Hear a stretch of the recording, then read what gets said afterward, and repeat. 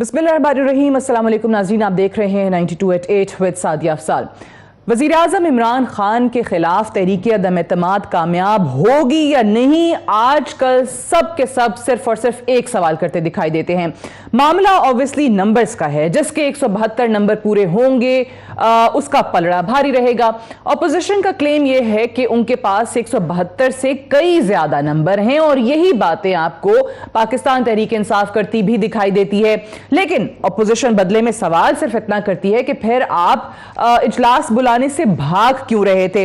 Voting कब होगी? बकौल वजीर दाखिला 3 या 4 अप्रैल जो है वोटिंग की डेट हो सकती है, लेकिन वोटिंग से पहले दोनों जानिब से भरपूर पावर शोज जो है वो किए जा रहे हैं। अवामी ताकत का मुजाहरा जो है वो अपोजिशन भी और हुकूमती पार्टी पाकिस्तान तहरीक इंसाफ करती दिखाई दे रही है। वजीर आजम ने आज कमालिया में जलसा किया, पाकिस्तान पीपल्स पार्टी का पारा चनार में जलसा था। PMLN जो है वो लाहौर से अपनी रैली लॉन्ग मार्च लेकर निकल चुके हैं, इस्लामाबाद की जानिब आ रहे हैं। JUIF के कारकुनान जो हैं वो भी इस्लामाबाद का रुख कर रहे हैं। लेकिन आज खबर यह भी आई कि पाकिस्तान पीपल्स पार्टी, ये जो PDM की रैली है या PDM का जलसा है हुकूमत के मुखालिफ 28 तारीख को, वो नहीं चाहते। कल इस्लामाबाद में पाकिस्तान तहरीक इंसाफ का जलसा है, परसों PDM जो है वो चाहती है कि यहां पर जलसा आम हो। लेकिन पाकिस्तान पीपल्स पार्टी के हवाले से, बिलावल साहब के हवाले से खबर यह आई कि उन्होंने कहा है कि अगर आप वाकई ऐसे करेंगे तो फिर शायद मैं इसमें शामिल ना हूं, क्योंकि उनको खदशा यह है कि इसका फायदा गैर जमहूरी कुव्वतें उठा सकती हैं। पाकिस्तान जो डेमोक्रेटिक मूवमेंट है, पाकिस्तान पीपल्स पार्टी की अभी तक की इतलात यह है कि वो उसमें शिरकत नहीं करेगी। दूसरी जानिब वजीर आजम इमरान खान साहब का जो अल्फाज का चुनाव है उस पर बहुत ज़्यादा तनकीद हो रही है, जो कि वो अपोजिशन के लीडरान के हवाले से उनको जो अलकाबात से नवाज रहे हैं, उनको जो नाम दे रहे हैं मुख्तलिफ जलसों में, उस पर आज भी बात हुई, आज भी वही अल्फाज थे। वो एक चेरी ब्लॉसम का एक नया वर्ड आ गया है शहबाज शरीफ साहब के लिए कि इमरान खान साहब कहते हैं कि जहां वो बूट देखते हैं पॉलिश करना शुरू कर देते हैं। लेकिन उन्होंने आज अपोजिशन के हवाले से कुछ और भी पैगाम दिए हैं और ये कहा है कि नवाज शरीफ वापस आए तो वो फौज पर और अदलिया पर हमला करना शुरू कर देंगे। और एक बहुत बड़ा इल्जाम उन्होंने ये भी लगाया है कि इलेक्शन कमीशन ऑफ पाकिस्तान तो पहले से ही नवाज शरीफ के कंट्रोल में है। इनकी कोशिशें हुकूमत कराएं, इक्तदार में आए, नैब को खत्म करें, करप्शन केसेस खत्म हो, और जब भी करप्शन केसेस खत्म होंगे वो भगौड़ा जो लंदन बैठा है वो जल्दी जल्दी पाकिस्तान वापस आएगा। और वो वापस आके क्या करेगा? इलेक्शन कमीशन पहले इसके साथ है, ये पाकिस्तान की अदलिया के ऊपर हमला करेगा, क्योंकि जो करप्ट आदमी होता है वो कभी आजाद अदलिया को चलने नहीं देगा। अभी से ही अदलिया को तकसीम कर रहा है, अभी से सुप्रीम कोर्ट के अंदर जजेस को अपने साथ मिला रहा है। इसका अगला हमला होगा पाकिस्तान की फौज के ऊपर। जितने भी आर्मी चीफ आए हैं सबके साथ इसके इख्तलाफात हुए, ये कंट्रोल करना चाहता है। ये वज़ीर आज़म इमरान खान साहब ने आज कहा है कि फौज और अदलिया पर हमला करेंगे। मेहमानों का आपसे तारुफ करवा दूं, सेनेटर आज़म नज़ीर तारड़ साहब हमारे साथ मौजूद हैं, सीनियर रहनुमा पाकिस्तान मुस्लिम लीग नवाज के। सेनेटर ओन अब्बास बप्पी साहब हमारे साथ मौजूद हैं, पाकिस्तान तहरीक इंसाफ के रहनुमा हैं और मुआविन ख़ुसूसी हैं वज़ीर आज़म के। और सेनेटर मौला बख्श चांडियो साहब पाकिस्तान पीपल्स पार्टी के सीनियर रहनुमा हमारे साथ मौजूद हैं। पहले तो मैं सेनेटर आज़म नज़ीर तारड़ साहब आपसे आगाज़ करना चाहूँगी और इसी सॉर्ट से जो वज़ीर आज़म साहब का आपने सुना है, ये बहुत बड़ा इल्ज़ाम है और इस पर ऑब्वियसली पाकिस्तान तहरीक इंसाफ बहुत अरसे से बात तो करती आ रही है, लेकिन आज तहरीक अदम एतमाद की वोटिंग से पहले या उसके नेशनल असम्बली में टेबल होने से पहले वज़ीर आज़म साहब ने खुद जो है वो ये इल्ज़ाम लगाया है इलेक्शन कमीशन को लेकर भी। और आपको याद होगा पिछले दिनों सुप्रीम कोर्ट बार काउंसिल के हवाले से भी इसी तरीके की तनकीद की थी और उन्होंने कहा था कि ये आपके बिहाफ पर एक्ट कर रहे हैं, प्रॉक्सी के तौर पर एक्ट कर रहे हैं। How would you respond to this? Sadia बहुत बहुत शुक्रिया। मेरे लिए तो बतौर पाकिस्तानी ये बड़ी तकलीफ़देह बात है कि मेरे मुल्क के वज़ीर आज़म की ज़ुबान जो है वो शाइस्तगी की तमाम हयूद कयूद को तोड़ चुकी है, और आज की नहीं, यह सिलसिला बड़ी अरसे से चल रहा है। पहले तो सिर्फ ज़ुबान की सख्ती और तुर्शी थी, अब तो लफ्ज़ों का इंतखाब और उसके साथ साथ जो उनके जुमले और जो उनके मैं कहूँगा फतवे हैं, फतावा, वो भी ख़तरनाक हद तक आगे जा रहे हैं। आज उन्होंने बात की है, देखिए पहले मैं लूंगा इलेक्शन कमीशन। इलेक्शन कमीशन एक आईनी इदारा है और आर्टिकल 218 के तहत उसको इख्तियारात दिए गए कि वो शफाफ और गैर जानिबदार इंतखाबात करने के लिए उसका ड्यूटी है, फर्ज है कि वो इक़दामात करे। उस पे पिछले 1.5 साल से कुछ आहिस्ता आहिस्ता बिल्डअप करना शुरू किया जब नए चीफ इलेक्शन कमिश्नर साहब आए, और अब तो हदें क्रॉस कर दी हैं पीटीआई ने, और वज़ीर आज़म साहब खुद बोल पड़ते हैं, वो कहते हैं कि इलेक्शन कमीशन मिला हुआ। मेरे ख्याल में मुल्क के हुकूमती सरबराह को एक इंडिपेंडेंट आईनी इदारे के बारे में ये ज़ुबान इस्तेमाल नहीं करनी चाहिए। दूसरी जो है, मैं तो उसे सीधी सीधी कंटेम्पचुअस कहूँगा, क्योंकि वो मिलाइन करने की और स्कैंडलाइज करने की कोशिश कर रहे हैं अदालत उज़्मा को। वो पीछे मुड़ के नहीं देख रहे। उन्हें जहाँ पे थोड़ी सी भी नजर आती है अपने लिए तंगी या तुर्शी, या वो समझते हैं कि मुझे अब मेरी ख्वाहिश के मुताबिक नहीं मिलेगा, वहाँ पे वो पहले हाथ उठाते हैं और दुहाइयाँ देना शुरू कर देते हैं। मियाँ नवाज शरीफ साहब बाहर बैठे हुए हैं, वो इलाज मुआलजे में गए। मियाँ साहब के बारे में आज ये गुफ्तगू करना कि वो सुप्रीम कोर्ट के जजेस जो है उनको साथ में ला रहे हैं, सुप्रीम कोर्ट जजेस ने आइन पे हलफ लिया है, उन्होंने आइन के मुताबिक और अपने ज़मीर और अपनी आज़ाद मंशा के मुताबिक अदालत चलानी है, या इमरान खान साहब के अंदेशों पे या किसी की ख्वाहिश पे चलानी है। मुल्क के वज़ीर आज़म को इतनी बड़ी बात कहने से पहले 10 दफ़ा सोचना चाहिए। और ये सिर्फ एक इल्ज़ाम नहीं है, ये तौहीन अदालत है, ये अदालत को स्कैंडलाइज करने के मुतरादिफ है। आप किसी एक जज के बारे में बात करें या 17 जजेस के बारे में बात करें, वो अदारे की और लेकिन सेनेटर तारिक साहब एक और चीज भी कि जब नवाज शरीफ साहब की नाअहली हुई थी सुप्रीम कोर्ट से, तो नून लीग भी कमोबेश ऐसी ही बात किया करती थी। आप लोग भी मतलब आपसे मुराद आप नहीं, आपकी पार्टी में बहुत सारे लोग जो हैं वो सुप्रीम कोर्ट को ही इस पर मलाइन करते थे, वो जजेस का ही किसी ना किसी का साथ देने पर इल्जाम लगाया करते थे। सादिया देखिए, एक तो फेयर कमेंट है, जजमेंट के ऊपर लोगों ने कमेंट किया और वो इजाज़त देता है हमारा आइन भी कि आप जब कोई जजमेंट आ जाती है आइनी अदालत की तो उस पर आप फेयर कमेंट कर सकते हैं। बहुत सारे लोगों ने कहा कि सुप्रीम कोर्ट का ये काम नहीं है, या सुप्रीम कोर्ट को नहीं चाहिए कि वो इलेक्टेड प्राइम मिनिस्टर्स को घर भेजे, और 4 साल के अरसे में 2 वज़राए आज़म को घर भेजा गया, यूसुफ रज़ा गिलानी को और मियाँ नवाज शरीफ को।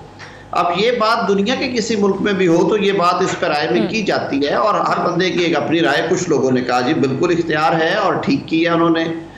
इख्तलाफी नोट्स ये था कि अदालत को सियासी मामलात से दूर रहना चाहिए, लेकिन ये जलसों में खड़े होके 10,000 बंदे सामने बिठा के और वहां पे तड़ियां लगाना और साथ गलत अल्फाज इस्तेमाल करके फिर तरह की बात नहीं करनी चाहिए थी। ठीक है, राइट। सेनेटर मौला बख्श चांडियोल साहब, बिल्कुल ठीक है। ये इलेक्शन कमीशन ऑफ पाकिस्तान हो या जितने भी आईनी इदारे हों, उन पे ऑब्वियसली हम देखते हैं पाकिस्तान तहरीक इंसाफ जो है वो इल्ज़ाम लगाती है कि अपोजिशन के कंट्रोल में रहे हैं, आज़ाद नहीं हो सके हैं। आज जैसे कि वज़ीर आज़म साहब ने कहा कि इलेक्शन कमीशन तो नवाज शरीफ के कंट्रोल में है। ये दोनों तरफ से हमेशा हर दौर में, जहाँ वो कहते हैं ना कि जिसके हक में चीज़ें नहीं चल रही होती हैं वो फिर इदारों पर इल्ज़ाम लगाना शुरू कर देता है।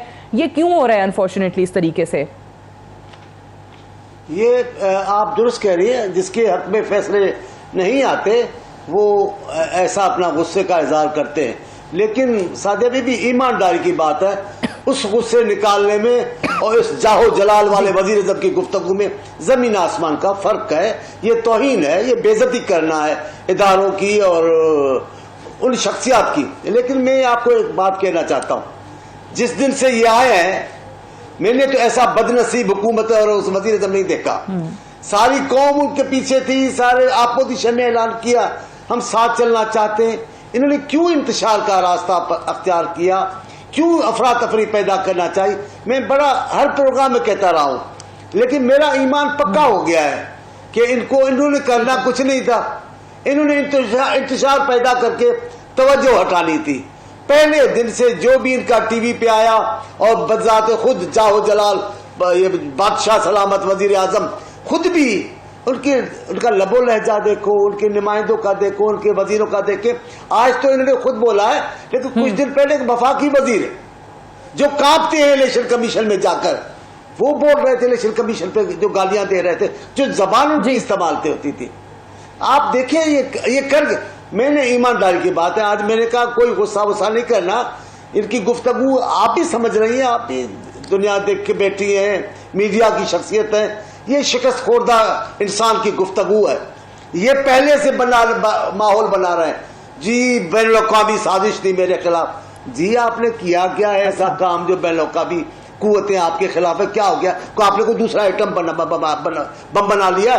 दूसरी बात, ये अभी ये अदलिया करेगी, पहले से बता रहे हैं भाई, इलेक्शन कमीशन मियां साहब की है। ये सारे इदारे जो किरदार अदा कर सकते हैं उनको मुतनाज़ा बना रहे हैं आने वाले वक्त के लिए, जिसमें वो शिकस्त खा जाएंगे। इनको सीधी सादी ऐवानों की बात ऐवानों में करनी चाहिए। ये ऐवानों की लड़ाई को रास्तों पे क्यों लाना चाहते हैं? क्या इनको फायदा है? इस इंतशार से क्या मिलेगा?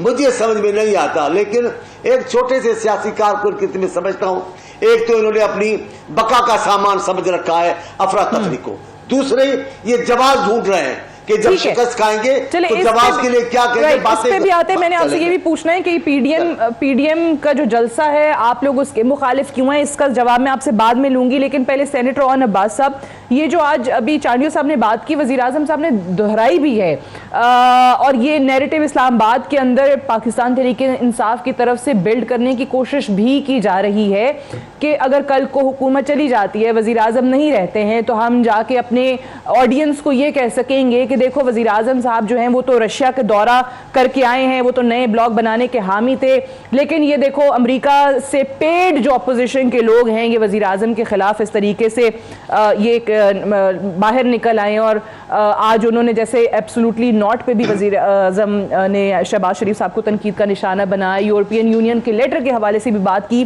तो इस सड़कों पर आना, जलसे करना बड़े जलसे हो रहे हैं, मैं उस पर कोई आपके वो नहीं कह रही कि आवाम नहीं निकल रही है, आज का जलसा भी बहुत बड़ा जलसा था, but is that narrative really working? अगर आप इजाजत दें तो मैं सिर्फ थोड़ा सा ब्रीफ सा कमेंट कर दूं। प्राइम मिनिस्टर की ज़बान के हवाले से मेरे दोनों ऑनरेबल कलीग्स ने बात की। बीबी इसका हिस्टोरिकल अगर बैकग्राउंड देखिए तो यकीन कीजिए इसका आगाज हमसे कभी नहीं हुआ था। ये इसका आगाज तो 1990 की दहाई से। अगर आपको याद हो तो मौलाना फजल रहमान को डीजल का सबसे पहले लफ्ज ख्वाजा आसिफ साहब ने दिया था। जो रफीक तारड़ साहब थे, पाकिस्तान के प्रेसिडेंट रहे नून लीग के, उनको ब्रीफ केस मौलवी का लफ्ज जरदारी साहब ने दिया था। ख्वाजा आसिफ साहब के जो बयान शीरी मजारी साहब के हवाले से है वो ऑन रिकॉर्ड है। आबिद शेर अली का बयान फरदौसा शिकवान साहब के वो ऑन रिकॉर्ड है। बेनज़ीर भुट्टो शहीद के हवाले से जो फोटोज तकसीम की गई उनको जो नाम किया था ऑन रिकॉर्ड मौजूद है। ये सारा एक हिस्टोरिकल बैकग्राउंड पहले चलता आ रहा है। Having said that, आज की सिर्फ अगर आप मरियम बीबी की और बिलावल भुट्टो जरदारी की स्पीच उठा के देखें तो आज भी उन्होंने फर्स्ट लेडी को स्पेयर नहीं किया। उन्होंने ऐसी बात की, आपने कभी पाकिस्तान तहरीक इंसाफ के किसी रुकन के हवाले से मरियम नवाज शरीफ की हमशीरा के हवाले से बात नहीं सुनी, क्योंकि उनका कभी पॉलिटिक्स से ताल्लुक नहीं रहा। हमने कभी आसफा बीबी का या बख्तावर बीबी का नाम नहीं लिया, क्योंकि वो पॉलिटिक्स में नहीं है। बिकॉज हम घर चादर चार दीवारी की इज्जत करना जानते हैं। ये जो रेड लाइन क्रॉस की जाती है हमेशा ये पहले क्रॉस करते हैं और फिर कहते हैं देखे जी आपने जलसों में उनका नाम ले लिया। आई थिंक ये फाइन लाइन डिफाइन सबको करने की जरूरत है। ये सिर्फ एथिकल वैल्यूज हमारे लिए स्टैंड नहीं करने चाहिए। दूसरा जो आपका सवाल था, मैं थोड़ा सा इदारों के हवाले से भी बात करूं। आपने दोनों कोलीग से पूछा, नून लीग का एक बैकग्राउंड है इदारों के हवाले से। पंजाब पुलिस में इंस्पेक्टर भर्ती किया जाता है, आईजी पंजाब बना के रिटायर करा के उसको सेनेटर बना देते हैं। किसी अदलिया के जज के साथ अगर मामला इनके तय हो जाए तो उसको पाकिस्तान का प्रेसिडेंट भी ये बनाते हैं। अगर किसी को पटवारी भर्ती कराते हैं तो उसको चीफ सेक्रेटरी रिटायर करा के एमएनए बना के मिनिस्टर भी नून लीग बनाती है। इदारों के दरमियान अपने लोगों को इन्फिल्ट्रेट करके उसको पॉलिटिकल सिस्टम में ले आते हैं बाद में उसके शुक्रिया के लिए। ये नून लीग का पुराना वतीरा रहा है, ये आज की बात है। और प्राइम मिनिस्टर साहब अगर आप देख ले 1990 में सुप्रीम कोर्ट पे सबसे पहले नून लीग ने ऐसा काम किया था। फिर अब्दुल कयूम से लेके मलिक अरशद तक जो भी मामला आता है हमारा तो कभी भी नाम नहीं आया। अदलिया के साथ कभी पॉजिटिव या नेगेटिव कोई नैरेटिव बिल्ट हुआ है वो हमेशा नून लीग की तरफ से ही हुआ है। तो उसकी तरफ प्राइम मिनिस्टर इशारा किया। अब आपका असल सवाल आ गया वेस्ट की तरफ। अगर आप पिछले एक माह में सिर्फ ऑपोजिशन का नैरेटिव उठा लें, फजल रहमान साहब का जो हम नैरेटिव उठा लें, बिलावल भुट्टो जरदारी का ले लें, मरियम नवाज शरीफ का ले लें, तीनों ने 12 अपने पॉइंट में कहा कि जी आपको एब्सोल्युटली नॉट कहने की क्या जरूरत थी, आपने वेस्ट को नाराज क्यों किया, आपने यूरोपियन यूनियन को ये कौन सी डिप्लोमेसी आप उसको नाराज कर रहे हैं। अगर ऑपोजिशन ये कह रही है दैट मींस कि उनके लिए चीज बेनिफिट है पड़ी और पीटीआई के लिए शायद नुकसान जा रहा है। ठीक है, अगर आपको याद हो मैं एक लम्हे के लिए सेनेटर साहब, जी जी, एक लम्हे के लिए आपकी मैं सारी चीज़ों से अगर इत्तफाक कर भी लूँ कि ठीक है इंटरनेशनल कॉन्स्पिरेसी भी होगी, ये इनको पेमेंट्स भी और फंड्स भी सब कुछ वहीं से आ रहे होंगे जहाँ का आप इशारा करते हैं, जहाँ से आप बात करते हैं, लेकिन अगेन आप इनको नाकाम बना सकते हैं अगर वाकई में आपके पास 172 नंबर पूरे हों, जैसे कि आप क्लेम करते हैं कि नहीं हमारे इत्तेहादी भी कहीं नहीं जाएंगे, हमारे अपने लोग भी कहीं नहीं जाएंगे, इन लोगों को भी हम वापस ले आए हैं। कल फवाद चौधरी साहब ने कहा कि 2-3 लोग जो हैं वो वापस आ चुके हैं, मुनहरिफ जो अरकान हैं, शो कॉज नोटिस हमने दिए थे, इस पे आप ज़रूर जवाब दीजिएगा। मैं चाहूँगी प्रोड्यूसर साहब ज़रा वो शॉर्ट सुनाएं जो साहब ने जिक्र किया है, फिर मैं आज़म नज़ीर तारड़ साहब से उसका जवाब लूँगी। ये फर्स्ट लेडी को लेके आज बात हुई बिलावल साहब की तरफ से, और कल उनकी लाहौर में कोई सहेली जिनका जिक्र किया जाता है बहुत फरा नामी खातून का, मरियम नवाज साहिबा ने उनके हवाले से बात की कि उनकी करप्शन के ताने बाने भी बनी गाला से मिलते हैं। दोनों सुना दीजिए। किस मुंह से करप्शन पे बात कर रहा है वजीर आजम? ये झूठ बोलना बंद करे वरना हम सच बोलने पर मजबूर हो जाएंगे। जो खातून अव्वल का करप्शन है हम मुल्क और कौम के सामने लेकर आएंगे। पंजाब में अपने पियोन लगाना है तो कहां पैसा पहुंचाना पड़ता है? उस्मान बुजदार ने पैसा कहां पकड़ाया था वजीर आला बनने के लिए? ये सिर्फ इक्तदार जाने का खौफ नहीं है, इस बात का खौफ है कि अगर इक्तदार चला गया तो मेरी उन चोरियों के जिसके ताने बाने बनी गाला से मिलते हैं वो सारी खुल जाएंगी। वो लाहौर की एक खातून है फराह, सारी दुनिया जानती है, उसके भी ताने बाने सारे बनी गाला से मिलते हैं, जादू टोने से मिलते हैं। कोई पोस्टिंग, कोई ट्रांसफर, कोई तब्दीली, कुछ भी करोड़ों रुपए से कम रिश्वत में नहीं होता, और वो ताने बाने सारे इमरान खान के घर से मिलते हैं। वो सबूतों की भरमार आप मीडिया पर देखेंगे इंशाल्लाह। तो ये वो इल्ज़ामात हैं जिसपे ऑन अब्बास साहब कह रहे थे कि ख़वातीन को इस तरीके से नहीं लाना चाहिए, हम बात नहीं करते हैं, लेकिन सेनेटर आज़म नज़ीर तारड़ साहब, मरियम साहिबा ने कल कहा कि हमारे पास शवाहिद हैं। ये वाकई ये इस चीज़ के सबूत मौजूद हैं कि बुजदार साहब ने पैसे पकड़ाए, फर्स्ट लेडी या उनकी जो भी फ्रेंड जिनका जिक्र किया जाता है, क्या शवाहिद हैं आखिर इस बात के? और अगर हैं तो वो कब लेकर आएंगे सामने? सादिया, मैं तो क्योंकि पेशे के एतबार से वकील हूँ, मेरे पास जब तक कोई चीज़ में मुझे कंसल्ट नहीं किया गया और मुझे इसका इजाज़तनामा नहीं है कि आप ये बात शेयर करें। सच्ची बात है, मेरी इस पर कोई शेयरिंग नहीं हुई क़यादत के साथ, मैं इस पर तो कमेंट नहीं करूँगा। लेकिन ऑन हमारे भाई हैं, उन्होंने 2 बातें की हैं, मैं उनका बड़ा लाइटली जवाब देना चाहूँगा। एक, उन्होंने कहा कि जिनका सियासत से ताल्लुक़ नहीं, हमने उनके बारे में कभी नहीं कहा, और फिर कहा जी फर्स्ट लेडी के बारे में इल्ज़ामात क्यों लगे हैं। शहबाज शरीफ साहब की जो बेगम है नुसरत शहबाज साहिबा, वो हाउस वाइफ है। उन पे 2 मुकदमात में उनके वारंट निकाले गए। आज तक कभी बेनामी केसेस में जो प्रॉपर्टी होल्डर्स हैं खवातीन हाउस वाइफ्स, उनको कभी शामिल तफ्तीश तक नहीं था किया जाता। इस खित्ते का एक रस्म रवाज है कि शेयर्स ज़रूर होते हैं खातून खाना के, लेकिन एक्टिव बिजनेस जो है वो बेटे या बाप कर रहा होता है या खामद कर रहा होता है। शहबाज शरीफ साहब की बेटी के वारंट्स निकाले गए, उनके दामाद के केस में उनको रगेदा गया। हम कहाँ पे खड़े हैं और कौन सी मोरालिटी और कौन सी बातें? बड़े यकीन के साथ ऑन ने कह दिया, छोटे भाई हैं, मैं इसकी बड़ी इज्जत करता हूं, लेकिन हमारे एक मोअज़्ज़ज़ सेनेटर जो कि रिटायर्ड आईजी पुलिस हैं, ऑन साहब की इत्तला के लिए मैं अर्ज़ कर दूं कि उन्होंने गवर्नमेंट कॉलेज लाहौर से 60s में MA इंग्लिश लिटरेचर में डिस्टिंक्शन के साथ डिग्री ली, और उसके बाद उन्होंने पहली 15 पोजीशंस में उनकी CSS में पोजीशन थी, और वो PSP ऑफिसर हैं, और बड़ा अच्छा करियर था उनका। एंड पे जाके मार्शल लॉ जब लगा 1999 का, तो उन पे मुकदमा खड़ा किया गया जिसमें वो बाइज्जत बरी हुए। मैं नाम खुल के लूंगा, राना मकबूल साहब, तो ना वो कभी इंस्पेक्टर भर्ती हुए थे, ना उन्हें परवरदा बनाया पार्टी ने, वो अपने मेरिट पे आए। अभी भी आज भी जो उनकी सेनेट में स्टैंडिंग कमेटीज में और फ्लोर ऑफ द हाउस पे, मौला बख्श चांडियो साहब मुझे सेकंड करेंगे, जो उनकी शाइस्तगी है जुबान की और जो उनकी कंट्रीब्यूशन है प्रोफेशनल, उस पर किसी को शक नहीं। तो खुदा के लिए ये कल्चर ये सुनाया ना, आप इतने जोर के साथ बात कर देते हैं, यकीन के साथ बगैर तहकीक किए, ये ना किया करें। अल्लाह ने आपको बड़ी इज्जत दी है, पाकिस्तान के सबसे आला इलेक्टेड हाउस के आप रुकन हैं, और आप अपने कुलीग के बारे में इस तरह की बात करेंगे तो मैं बिल्कुल हक में जानब हूँगा कि मैं उसकी तरदीद भी करूँ। चलें, आप कह रहे हैं कि ये बात सही नहीं है। मैं थोड़ा क्लियर कर राइट, मुझे एक ब्रेक के लिए भी मैं आप जरूर ब्रेक के लिए मुझे जाना है, लेकिन ब्रेक पे जाने से पहले जिक्र करते चलें, कुछ दिनों से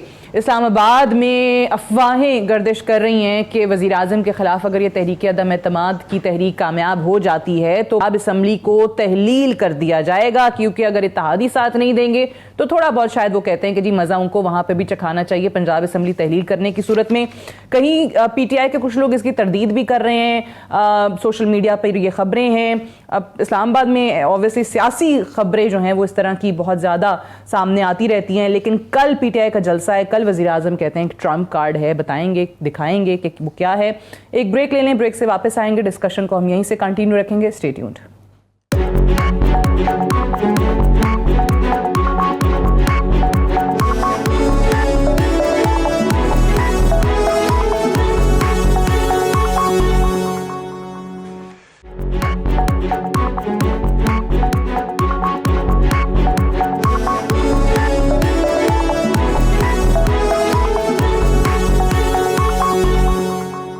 वेलकम बैक। प्रोग्राम में एक बार फिर से खुश आमदीद। हम प्रोग्राम के आगाज़ में बात कर रहे थे कि इस वक्त ऑब्वियसली पार्लियामान में सारी गेम जो है वो होनी है, जिसके नंबर ज़्यादा होंगे वो जीत जाएगा जिस दिन वोटिंग कराई जाएगी। चांडियो साहब, लेकिन एक बात बताएं कि आप लोगों की तरफ से भी जलसे हो रहे हैं, PDM के भी लोग जो हैं वो इस्लामाबाद आ रहे हैं। एक तो पहला सवाल ये कि पाकिस्तान पीपल्स पार्टी इस हक में क्यों नहीं है कि PDM अपने पावर शो का इस्लामाबाद में मुजाहरा करे, और दूसरा सवाल आपसे इसी की मुनासबत से कि क्या वाकई ज़रूरी हैं, अगर पार्लियामान में ये सारी जंग है नंबरों की, तो फिर सड़कों पर इस वक्त क्यों आया जा रहा है सियासी जमातों की तरफ से? पीपल्स पार्टी भी तो आई भी है।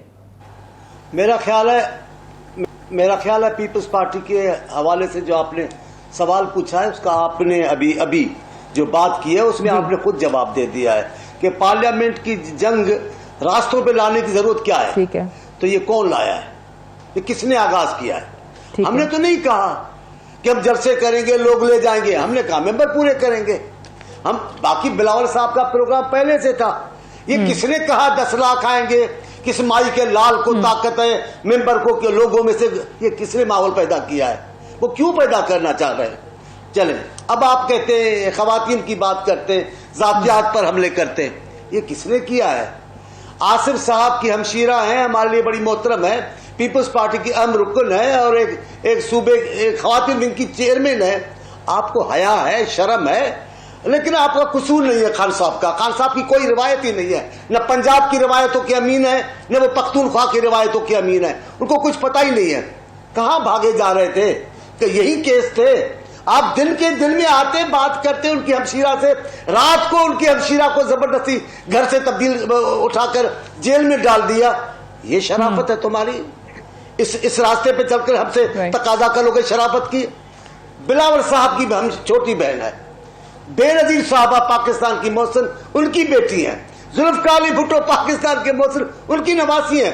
वो अपने वालिद साहब से मिलने आई हॉस्पिटल में। आपका क्या रवैया था? कौन सा कानून था? कौन सा अखलाक था? कौन सी शरीयत थी जिसकी आप वकालत कर रहे हो?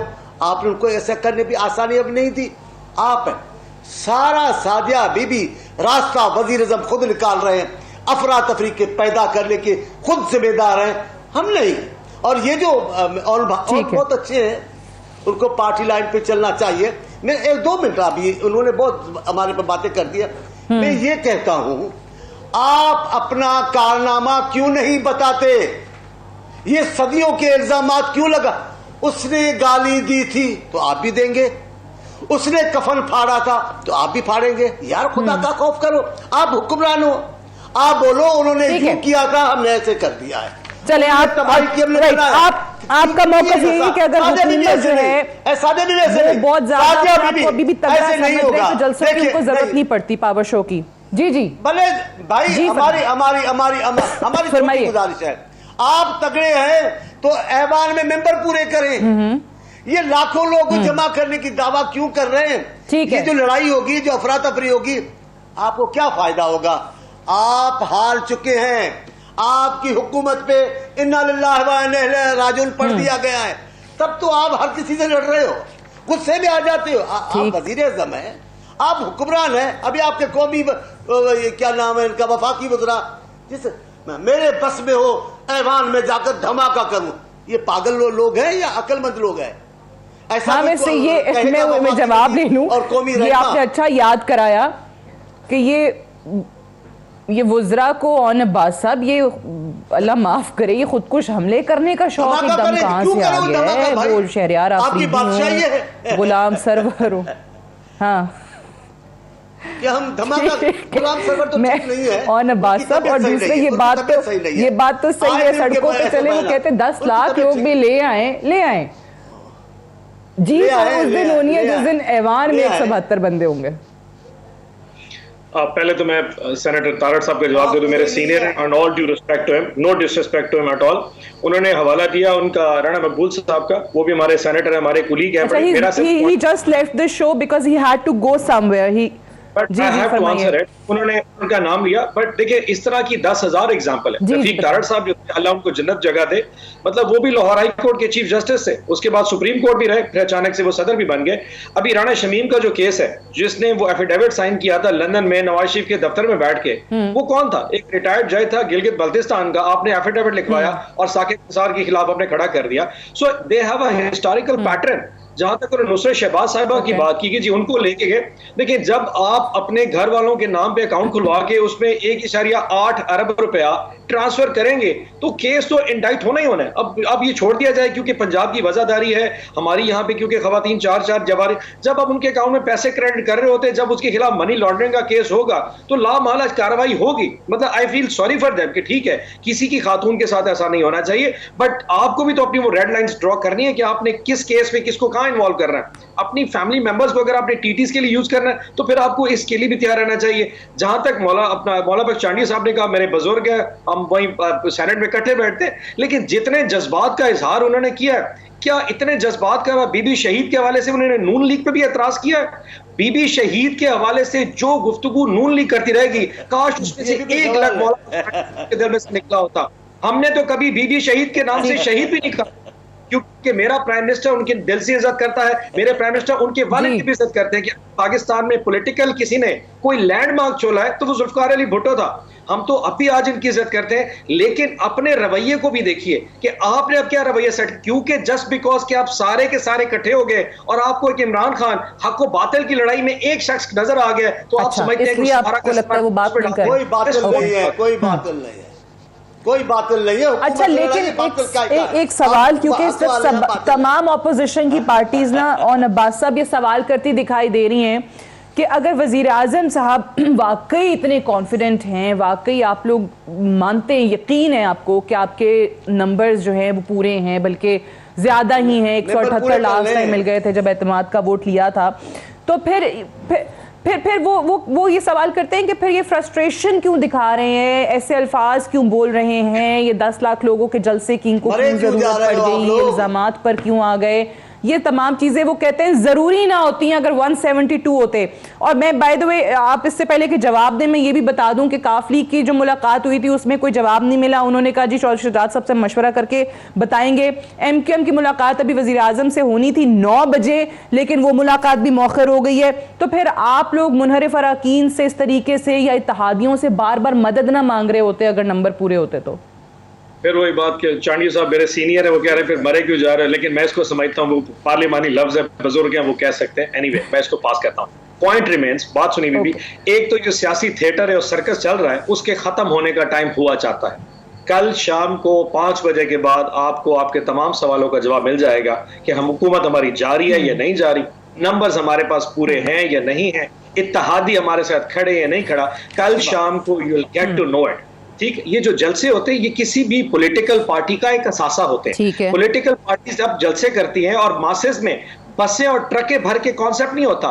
जब कल आपको बच्चा, पाकिस्तान का बच्चा फैमिलीज के साथ लोग आपको नजर आए, you will get your answer. कोई भी पाकिस्तान की जमात इस किस्म का जलसा, इस किस्म का मजमा इकट्ठा नहीं कर सकती। It has nothing to do with the no confidence motion. मैं मानता हूं उससे कोई ताल्लुक नहीं, लेकिन कल पाकिस्तान को कम से कम ये पता चल जाएगा कि आज पाकिस्तान की गरीब अवाम किस जमात, किस लीडर के साथ खड़ी है। And I can tell you कल का जलसा मान will be Lee, a landmark। आपकी सारी बात मान ली। मैं तो दोनों तरफ के लिए ये बात कर रही हूँ कि कल का जो जलसा है इस्लामाबाद का, 10 लाख छोड़े, मैं कहती हूँ 20 लाख लोग भी आ जाएंगे तो आपको वोटिंग डे पे आपके मेंबरान की तादाद ज्यादा होगी तो आप जीतेंगे। एंड सिमिलरली फॉर ऑपोजिशन के लिए भी यही है कि वो चाहे वो पीडीएम इकट्ठी हो के 50 लाख लोग ले आए, लेकिन वोटिंग डे पे अगर उनके नंबर पूरे होंगे तो ऑब्वियसली वो वजीर आजम को रुखसत कर पाएंगे, वरना तो नहीं कर पाएंगे। Just one line. They all think it is the end. I think it is the beginning. The real तब्दीली is about to come. असल तब्दीली आपको कल के बाद नजर आएगी। आप समझ सके हमारा इख्तिताम है, ये हमारा कल से आगाज होने जा रहा है। 10-20 लाख लोगों की बात नहीं कर रहा। वोट ऑफ नो कॉन्फिडेंस कल परसों से स्टार्ट होगा, ठीक, और जुमे तक खत्म हो जाएगा। Monday everybody will get to know it कि पाकिस्तान तहरीक इंसाफ और इमरान खान किस जगह पे खड़े हैं, और इंशाल्लाह आपको मजा आएगा। आप टॉक शोज परसों के बाद शुरू होंगे। चले ठीक है चानियो साहब, आपसे जवाब मैं लेती हूँ एक ब्रेक के बाद। वो कह रहे हैं कल से आगाज हो, कल से नो कॉन्फिडेंस का पता चलना शुरू हो जाएगा। बात करते हैं एक वक्फे के बाद।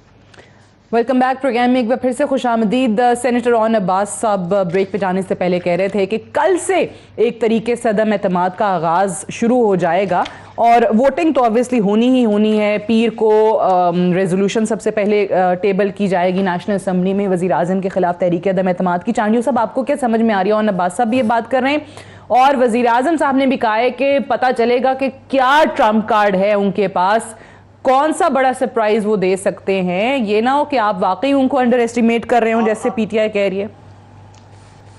आप सही कह रहे हैं। एक मिनट में एक बात करना चाहता हूं, और अब्बास साहब का नाम जो है जी इंतहाई मुक़द्दस मोहतरम मुअज़्ज़ब शख्सियतों के नाम है, इसलिए उनका अक्स है कि मेरे इख्तिलाफ करने के बावजूद भी उन्होंने मेरे लिए अच्छे अल्फाज इस्तेमाल किए। मैं उनका शुक्रगुजार हूँ।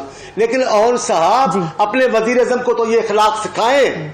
ये किसने शक्लों की बातें करना शुरू की है? मेरे को दिखाए बिलावल साहब के एक भी तकीर जिसमें उन्होंने इमरान खान की चेहरे का कोई बात की हो। ये क्या कह रहे हैं? वजीर आज़म है, शर्म नहीं आती हम लोगों को? ये वजीर आज़म की गुफ्तगू है। इनकी शक्लें तो देखो तीनों की। क्या मतलब तीनों की? दुनिया से पूछ लो, आप अपना भी चेहरा दिखा दो, हमारे चौधरी के चांद कायद बिलावल साहब का भी चेहरा दिखा दो, लोग खुद ही फैसला कर लेंगे। ये आपको जेब देती है? ये चूहे तो देखो, खुदा का खौफ करो, खुद को देखे। ये अच्छी, पर ये कोई जेब देता है आपको बातों का? उनकी मौलाना फजल रहमान के लिए चूहा कहना, उनके चेहरे का मजाक उड़ाना, शहबाज शरीफ के चेहरे का मजाक उड़ाना, मेरे कायद का। यार आप खुद ही फैसला कर लो। बिलावल साहब को भी देख लो, तो सिर्फ खुद को भी देख लो, फिर फैसला कर लो।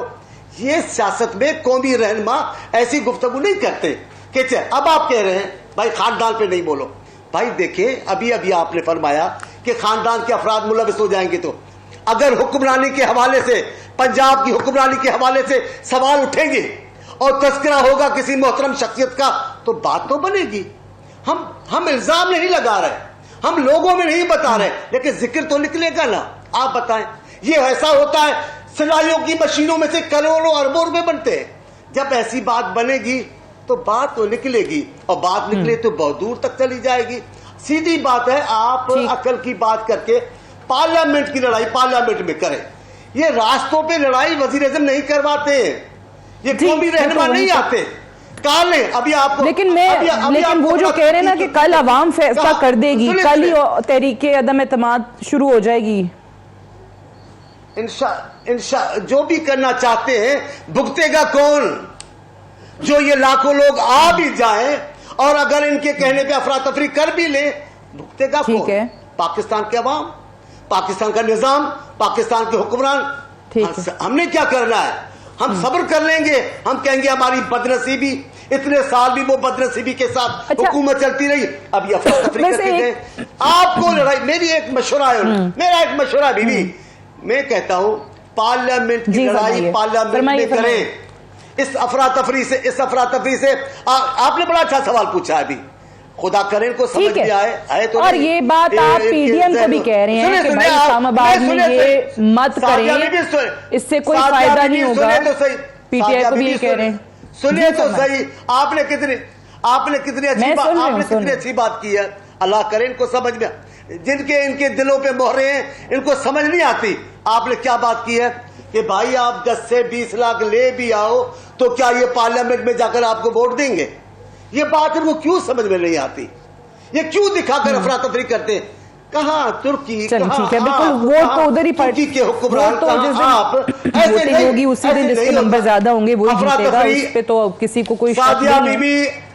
लेकिन एक सवाल मुझे करने की इजाजत दें, आपने जो कहा ना कि ठीक है, लेकिन अब ऑन अब्बास साहब आप लोग भी, चाहे वो 10 लाख लोग ले आए, चाहे ऑपोजिशन बकौल आपके इतने लोग नहीं ला सकती जितने आप ला सकते हैं, क्योंकि आप कहते हैं कि आप सबसे ज्यादा पॉपुलर पार्टी हैं, उनके लोग कम भी आएंगे। तो आज ये शेख रशीद साहब को वजीर दाखिला होने के बाद ये बात जेब देती है, या पीटीआई के उन लोगों को ये बात जेब देती है कि हम देखते हैं कि कैसे कोई सियासी जमात धरना देती है, जिन्होंने खुद इस्लामाबाद में 126 दिन धरना दिया, जिन्होंने खुद रोड्स ब्लॉक रखी हों, वो कैसे शेख रशीद कहते हैं कि भाई देखता हूं मैं, अगर ये थिएटर लगाएंगे तो फिर मैं कुचल के रख दूंगा। वो जो कंटेनर पे शेख रशीद कहते थे कि जला दो, गिरा दो, पता नहीं क्या क्या कर दो। बीबी अब सवाल दो रह गए। एक तो जो चांडिया साहब ने, पहले उसको अगर रिस्पॉन्ड कर दो फिर आपका सवाल भी साथ अटैच कर दूंगा। चांडिया साहब ने कहा कि प्राइम मिनिस्टर साहब इनकी चेहरों की बात करते हैं। मेरे ख्याल में शायद चांडिया साहब या इनकी पार्टी को समझ नहीं लगी। हमने चेहरों की, शक्लों की बात नहीं की, उन चेहरों के पीछे छुपे किरदारों की बात की है। अभी आप शहबाज शरीफ साहब छोड़े यार, अभी छोड़े यार, चांडिया साहब समझाने तो दे, अभी आपको सारी समझ लग जाएगी। ऐसे नहीं करे और भाई ऐसा ना करे ना, इतना तोड़ मोड़ से बात हम भी जानते हैं आपको, हम आपकी बात को समझते हैं। आप चेहरों की बात करके कोई हदीस में से अभी आपको समझा, अच्छी कोई बात करें, अच्छी सर बात सुन, जैसे आप अच्छे ऐसी कोई अच्छी बात करें। प्लीज आपकी रिक्वेस्ट है, आप बात सुन लीजिए, आपको समझ लग जाएगी। प्राइम मिनिस्टर ने चेहरों की बात नहीं, उसके पीछे किरदारों की बात की। आज से 4 दिन पहले शहबाज शरीफ साहब का इंटरव्यू उठा के देखे, जिसमें वो कह रहे थे कि नवाज शरीफ इतने समझदार हैं वजीर जवाब के। बात है जी, यार चांडिया साहब बात तो सुन ले, प्लीज बात सुन। उन्होंने कहा जी नवाज शरीफ के और जनरल बाजवा साहब के जो ताल्लुकात मिसाली हैं और जबरदस्त है, और मैं पुल का किरदार कर रहा हूं। अभी आप नवाज शरीफ की पुरानी तकरीरें उठा के देख, जिसमें उसने डायरेक्टली इल्जाम लगाए इसी आर्मी के ऊपर कि इस आर्मी ने क्या क्या रोल प्ले किया। ये वो पैरा चेहरा मौलाना फजलुर रहमान की बात कर रहे थे, जिस शख्स ने 30 साल तक सियासत की हो बीबी, और आज तक उसने दीन इस्लाम का नाम ना लिया हो, इस्लाम के नाम पे वोट लिए थे, लेकिन इस्लाम को अवाम में बात करने सिर्फ सियासत की है, और उस सियासत में कभी ये नहीं बात की कि उसने कश्मीर का कैसे कॉज पे जंग की होगी। उसने अवाम में इस्लाम के नाम की कभी बात नहीं की। बिलावल भुट्टो जरदारी, और जरदारी साहब का किरदार तो आज सामने बढ़ा कि सिंध हाउस में जब 12-13 लोगों को खोते घोड़ों की तरह बोलियां लगाई गई, और जिस किस्म की इकदार और वैल्यूज को प्रमोट किया गया, चेहरे की बात है, शक्लों की नाउजुबिल्लाह हम कभी बात नहीं करते। मौला बख्शानी अच्छा, लेकिन एक सवाल मैं आपसे करूं कि ये जो कुछ भी हो रहा है, ये कोई सियासी लड़ाई है या ये इस्लाम और कुफ्र की लड़ाई बना दी है? इस्लाम को नहीं लेके आते। प्राइम मिनिस्टर ने जैसे कहा ना, मैंने इस्लाम को सियासत के लिए इस्तेमाल नहीं किया, ये अच्छे और बुरे की तकलीफ है। अभी जो कल का जो जलसा है वो बेसिकली है कि पाकिस्तान में एक तरफ अच्छाई और एक तरफ बुराई। बीबी माजरत के साथ आप 5 फोटो लगा दें, उसमें एक तरफ शहबाज शरीफ, नवाज शरीफ, मरियम हो, फिलहाल जरदारी साहब खड़े हो, बिलावल जरदारी हो, फिर असफंद यार वली और उसका बेटा खड़ा हो, फिर फजलुर रहमान उसका बेटा खड़ा हो, एक साइड पे इमरान खान लगा दे, यकीन जानिए उसको फेसबुक पे पोस्ट करें, दुनिया आपको जो सुनाई आपको समझ लेगी पाकिस्तान के अवाम थक चुके हैं ऐसे बेजार चेहरों से, ऐसी बेजार लोगों से जिनकी ना सोच ना अकल आज तक इस व्यक्ति के लिए उन्होंने क्या किया। ठीक है, अब आपके पास मेजॉरिटी है नेशनल असेंबली में, तो वजीर आजम साहब विल स्टे। मेजॉरिटी नहीं हुई तो फिर वजीर आजम साहब जाएंगे, खत्म मामला जो है वो पार्लियामान के अंदर इन नंबरों पर ही होना है। Unfortunately I have run out of time, I have to wind up here. Senator Aun Abbas साहब, सेनेटर मौला बख्श चांडियो साहब, बहुत बहुत शुक्रिया प्रोग्राम में ज्वाइन करने के लिए। That's all for tonight, I will see you tomorrow इंशाल्लाह। इजाजत दीजिए, खुदा हाफिज।